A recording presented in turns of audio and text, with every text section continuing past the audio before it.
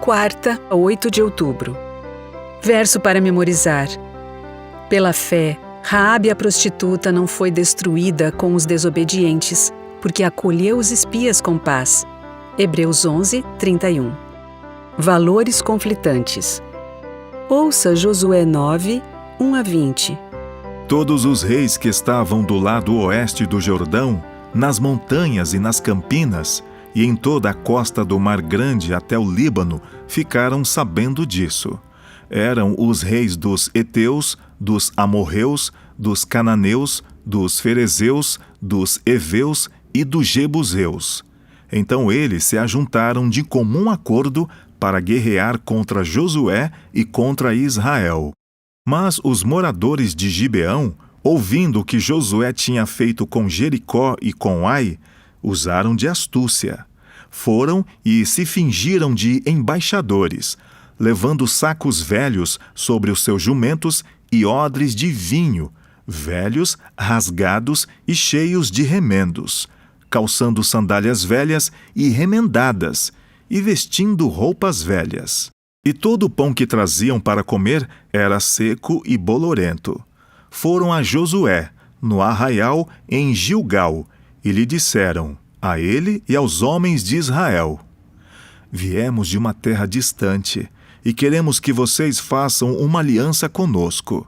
Mas os homens de Israel responderam aos heveus: Talvez vocês morem aqui perto. Como podemos fazer uma aliança com vocês? Então disseram a Josué: Somos seus servos. Mas Josué perguntou: Quem são vocês? De onde vêm? Eles responderam: Estes seus servos vieram de uma terra muito distante, por causa do nome do Senhor, seu Deus. Pois ouvimos a sua fama e tudo o que fez no Egito, e tudo o que fez com os 2 reis dos amorreus que estavam do outro lado do Jordão, a saber, Seom, rei de Esbom, e Og, rei de Bazã, que estavam em Astarote.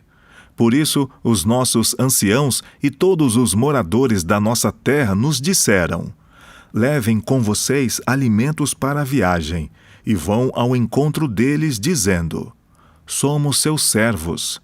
Façam uma aliança conosco. Este nosso pão nós pegamos em nossas casas quando ainda estava quente, no dia em que saímos para vir falar com vocês. E agora aqui está ele, já seco e bolorento. Estes odres eram novos quando os enchemos de vinho, mas agora já estão rasgados. E estas nossas roupas e estas nossas sandálias já envelheceram por causa da longa viagem. Então os israelitas aceitaram os alimentos deles e não pediram conselho ao Senhor. Josué concedeu-lhes paz e fez com eles aliança de lhes poupar a vida. E os chefes da congregação confirmaram isso com juramento. Ao fim de 3 dias, depois de terem feito aliança com eles, souberam que eram seus vizinhos e que moravam perto deles. Pois, partindo os filhos de Israel, chegaram às cidades deles ao 3º dia. E as cidades deles eram Gibeão, Sefira, Beerote e Quiriate Jearim. Os filhos de Israel não os atacaram, porque os chefes da congregação lhes haviam jurado pelo Senhor, Deus de Israel.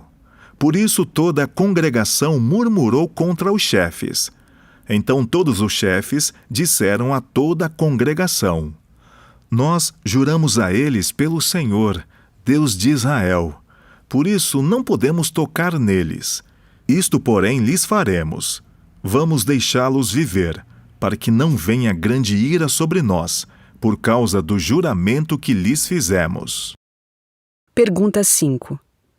Quais são as semelhanças e diferenças entre a história de Raabe e a dos gibeonitas? Por que elas são relevantes? O capítulo 9 de Josué começa nos informando que os reis cananeus que governavam pequenas cidades-estados decidiram criar uma coalizão contra os israelitas.